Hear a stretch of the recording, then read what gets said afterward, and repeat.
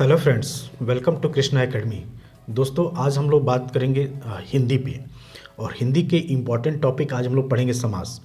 अगर super TET की बात की जाए तो सुपर टेट में तीन ही चार टॉपिक ऐसे हैं जो कॉन्सेप्चुअल हैं, जिसमें से समास एक टॉपिक है। समास हुआ, अलंकार हुआ, रस हुआ, ये सब जो टॉपिक हैं ये थोड़े मतलब कॉन्सेप्चुअल है, इनको थोड़ा समझना पड़ता है। हालांकि मैं इसका आपको ट्रिक भी बताऊंगा, लेकिन अभी आपके पास समय है। जब समय ज़्यादा हो ना तो एक बार कॉन्सेप्ट पकड़ लेना चाहिए, क्योंकि आप किसका किसका ट्रिक याद रखोगे। मैथ में ट्रिक है, हिंदी में ट्रिक है, लोग इंग्लिश में भी ट्रिक बताते हैं, और आपके मतलब हर चीज़ में ट्रिक बताते हैं, और वो एग्ज़ाम टाइम में भूल जाता है। ठीक है, तो अभी कॉन्सेप्ट सीख लीजिए। जब आपके एग्ज़ाम आपका 1 या 2 महीने जब रह जाएगा तो इसी का मैं इतना शॉर्ट वीडियो बना के दूंगा ना कि एक ही वीडियो में आपका पूरा समास खत्म हो जाएगा। लेकिन अभी मैं आपको 3-4 वीडियो में पूरा समास खत्म करूंगा। एकदम कायदे से आप लोग एकदम अच्छे से नोट करते हुए आप लोग पढ़ते जाइए। आपको एक एक चीज़ें एकदम क्रिस्टल क्लियर हो जाएगा आपका समास में, और मैं गारंटी देता हूँ कि आपके एग्ज़ाम में एक भी क्वेश्चन गलत नहीं होंगे। ठीक है, तो चलिए स्टार्ट करते हैं समास। समास का अगर 2 भागों में बांटा जाए तो समास को हम लिख सकते हैं सम धन आस।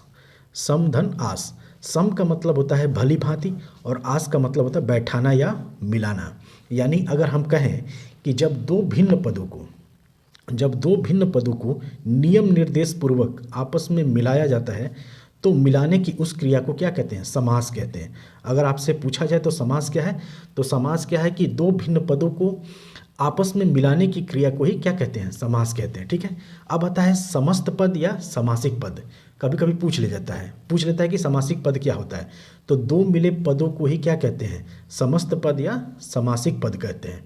ठीक है, और नेक्स्ट है हमारा कि समास विग्रह। समास विग्रह क्या कहता है कि जब दो पदों को नियम निर्देश पूर्वक अलग करने की क्रिया को समास विग्रह कहते हैं। ठीक है, अब क्वेश्चन आता है कि ठीक है, समास के कितने भेद हैं? तो समास के कुल 6 भेद हैं।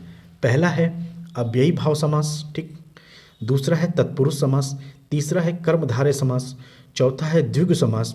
पांचवा है द्वंद्व समास। और छठा है बहुव्रीहि समास, यानी छठा है बहुव्रीहि समास। अब हम चलते हैं अव्ययी भाव समास। अव्ययी भाव समास को पढ़ने की ट्रिक और इसका सूत्र हम लोग देखेंगे कि भाई किस तरीके से हम पहचानें कि कौन सा अव्ययी भाव समास है, कौन सा तत्पुरुष समास है, और कौन सा कर्मधारय समास है। ठीक है, तो अव्ययी भाव समास का सूत्र होता है पूर्व पद प्रधाने अव्ययी भाव। देखिए, इससे आपका क्या होगा ना कि इससे आपका साथ साथ में संस्कृत भी तैयार होता चलेगा। इसलिए आप लोग इसको बहुत इंपॉर्टेंट, और हिंदी एक ऐसा सब्जेक्ट है जिसमें आप आसानी से 20 में 20 स्कोर कर सकते हैं। अगर मेरी बात किया जाए तो मैंने सुपर टेट में हिंदी में 20 में 20 किया था, लेकिन जबकि मैं मैथ्स का स्टूडेंट हूँ, मैंने मैथ्स से बीएससी कर रखा है, उसके बावजूद मैंने हिंदी में 20 में 20 क्वेश्चन किया था। क्यों? क्योंकि इसमें कुछ ही टॉपिक ऐसे हैं जो कॉन्सेप्चुअल हैं, और कुछ टॉपिक ऐसे हैं जो फैक्चुअल हैं, जो आपको रटना पड़ेगा। जैसे पर्यायवाची हुआ, विलोम शब्द हुआ, मुहावरे होंगे, लोकोक्तियाँ होंगी, और अनेकार्थी एकार्थी शब्द। उसमें भी आपको बस मैं इंपॉर्टेंट बता दूंगा, आप उसको पढ़ ले जाएंगे तो आपका काम हो जाएगा। तो अव्ययी भाव समास का सूत्र क्या होता है? पूर्व पद प्रधाने अव्ययी भाव। यानी इस समास का पहला पद क्या होता है? प्रधान होता है। और इस समास का पहला पद क्या होता है? प्रधान होता है, और वह अव्यय भी होता है। इसके दोनों पदों को मिलाकर नपुंसक लिंग और एक वचन रूप में प्रयुक्त होता है। आपको इस पे ध्यान नहीं देना है, बस मैंने ऐसे ही आपको बता दिया, ठीक, कि इसके नियम क्या है। लेकिन इसको पहचानने की ट्रिक है कि इसको पहचानने की ट्रिक क्या है कि इसका पहला पद प्रायः उपसर्ग होता है। ठीक है, तो उपसर्ग रहता है, जिसका पहला पद प्रायः उपसर्ग रहता है, उसी को क्या कहते हैं? अव्ययी भाव समास कहते हैं। जैसे क्या है? प्रति क्या है?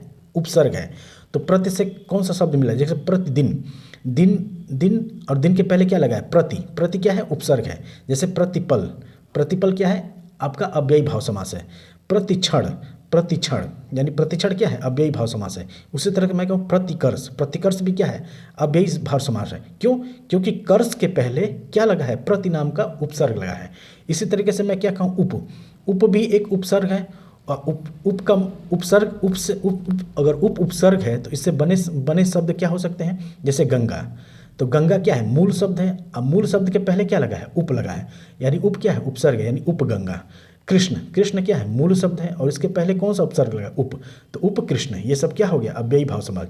इसी तरीके से उपकुल, अव्ययी भाव समास। क्यों, क्योंकि कुल के पहले क्या लगा है, उपसर्ग लगा है, ठीक है। इसी तरीके से मैं कहूँ कार, तो ठीक, कार के पहले कौन सा उपसर्ग लगा है, तो उपकार, ठीक। उसी तरीके से मैं कहूँ उपहार, उपहार, हार के आगे क्या लगा है, हार के आगे आपका उपसर्ग लगा है, ठीक है। तो ये हो गया आपका अव्ययी भाव समास। इसी तरह से मैं अनुराधा, अनुराधा के पहले क्या लगा है, अनु, अनु क्या है, उपसर्ग है और राधा मूल शब्द है, तो अनुराधा क्या हो गया, अव्ययी भाव समास। इसी तरह मैं कहूँ अनुयायी, अनुयायी क्या है, अव्ययी भाव समास। इसी तरह मैं कहूँ अनुकरण, अनुकरण भी क्या है, अव्ययी भाव समास। और इसी तरह मैं कहूँ भरपेट, भर क्या है, उपसर्ग है और पेट क्या है, मूल शब्द है, तो मूल शब्द के पहले क्या लगा है, भर, तो ये क्या हो गया, अव्ययी भाव समास। जीवन, जीवन यानी भर जीवन, जीवन क्या है, मूल शब्द है और इसके पहले उपसर्ग क्या लगा है, भर, तो भर जीवन, ये क्या हो गया, अव्ययी भाव समास। इसी तरह बा कलम, बा कलम, कलम के आगे क्या लगा है, बा उपसर्ग लगा है, इसलिए क्या हो जाएगा, अव्ययी भाव समास। बा खुदा, खुदा के आगे कौन सा उपसर्ग है, बा उपसर्ग है, तो ये भी क्या हो जाएगा, अव्ययी भाव समास। बा अरब, बा अरब, ये सब उर्दू भाषा के शब्द हैं। तो बा अरब क्या है, अरब क्या है, मूल भाषा का शब्द है, इसके पहले क्या लगा है, उपसर्ग लगा है, बा उपसर्ग लगा है, तो ये भी क्या होगा, अव्ययी भाव समास।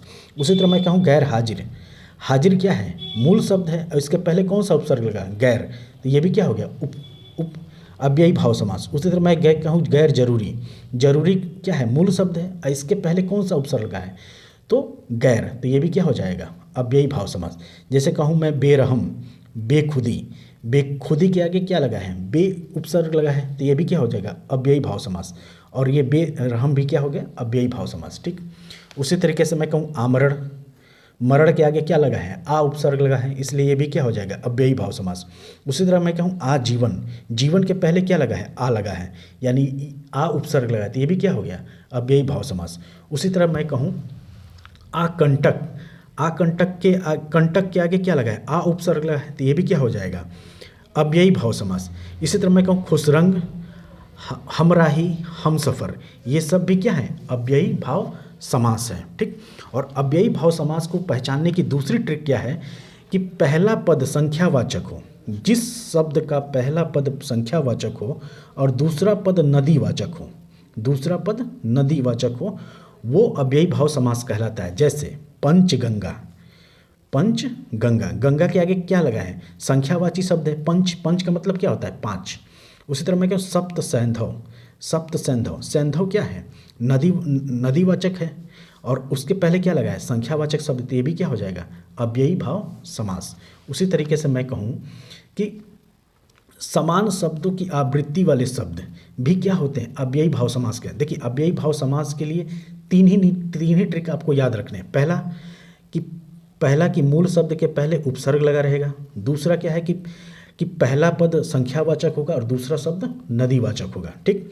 उसी तरीके से मैं तीसरा ट्रिक कहूँगा, समान पदों की आवृत्ति वाले शब्द, जैसे कि आजकल। देखिए इतना डिटेल से आपको कोई भी यूट्यूब चैनल वाला नहीं पढ़ाएगा, कोई भी यूट्यूब चैनल वाला, मैं गारंटी देता हूँ। सब लोग एक ही नियम बताते हैं। अगर आपके एग्जाम में गए पंचगंगा तो आप नहीं लगा पाएंगे, आप इसको मार देंगे द्विगु समास। लेकिन द्विगु क्यों मार देंगे, क्योंकि इसके पहले संख्यावाची शब्द है, लेकिन ये अव्ययी भाव समास है, इसलिए एकदम डिटेल से पढ़िए आप लोग। इसी तरह मैं कहूँ समान शब्दों की आवृत्ति वाले शब्द, जैसे कि आजकल, दिनों दिन, दिन दिन, रात रात, रातों रात, भागम भाग, चलते चलते, बूंद बूंद और धीरे धीरे। क्या है, इसमें समान शब्दों की आवृत्ति हो रही है। देखिए दिनों दिन, दिन दिन 2 बार आया, रात रात 2 बार आया, रातों रात 2 बार आया, भागम भाग 2 बार आया।